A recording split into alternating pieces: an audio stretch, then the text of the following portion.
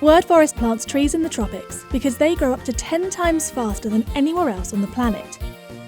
In terms of mitigating our existential climate crisis and reducing extreme weather events around the world, they are absolute beasts.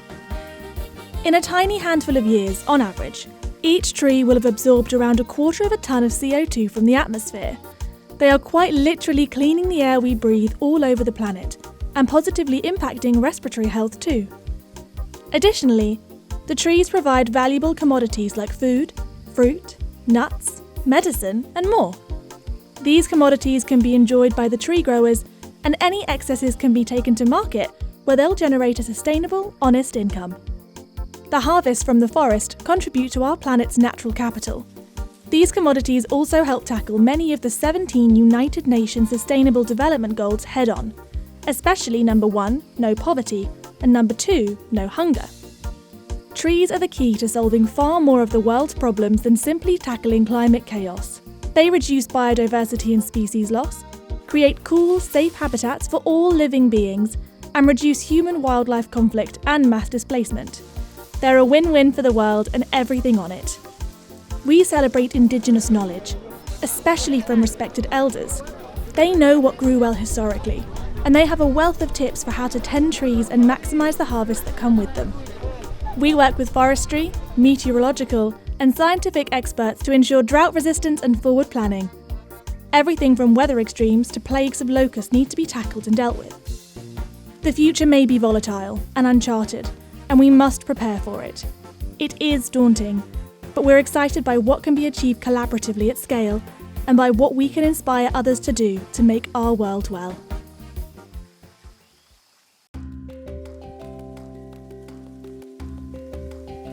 Word Forest is always thrilled when we are able to commission the building of a new solid stone classroom.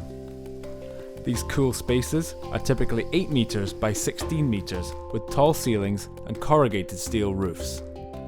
The temperature drops by several degrees when you step inside, which calms the mind and provides a very conducive space for teaching and learning. Primary school students typically improve their grades by around 14 percentage points across the board when they study in a stone classroom. The acoustics are much better too. Teachers report fewer incidents of sore throats as they are no longer having to shout to be heard in windy open spaces. Stone classrooms often replace poorly constructed mud huts, or even more challenging, learning under the shade of a tree. They generate various roles of gainful employment for the local community on everything from foundation digging, stone block chipping, carpentry, plastering, and painting too. At the back of the classrooms, small stone shelved libraries are constructed to keep books and writing materials safe. The bars on the windows aren't there to keep the students in. They love being at school. They're to prevent marauding baboons and other creatures from trashing precious learning resources. For every school we build, we implement a student-aided tree planting program of around 4,000 saplings per classroom. The children are always excited to be involved, and some have even set up their own wildlife clubs. Trees planted around the school compound provide welcome shade and protection from the weather, reduce damage from flooding, provide safe habitats for wildlife, and clean the air we breathe all over the world.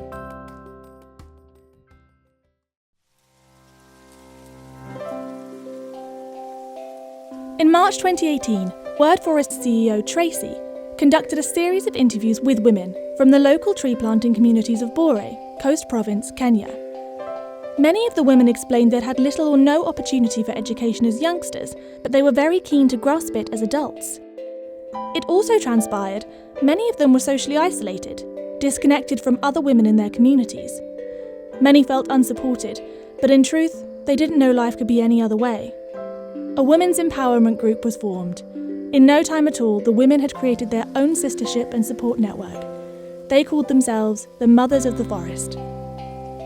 The mothers came together to share best practice for looking after trees and to swap tips on every stage of tree growing, from seed collection through to caring for mature trees, collecting harvest from them, and preparing produce to generate an income. Some of the workshops and tutoring sessions have included making their own washable sanitary pads, which have been life-changing. They've also covered basic literacy and numeracy skills too, which have opened doors the mothers never thought possible. In return for lessons and by way of a thank you, the mothers plant trees in their homesteads, known as shambas.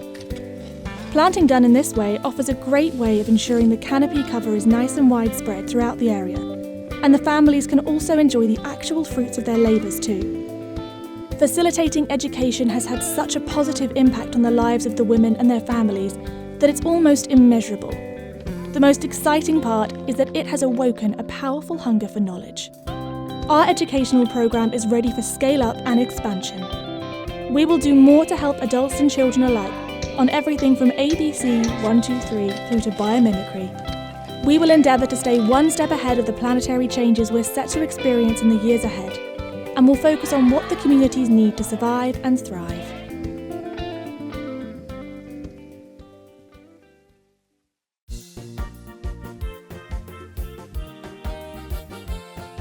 A well-rounded environmental education for adults and youngsters the world over is critical to human survival.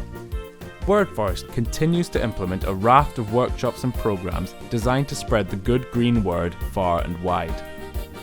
Efficient and expedient planting and growing of trees in the tropics is a key component to mitigating our existential crisis, but so is raising awareness of the best ways to work with Mother Nature to do it.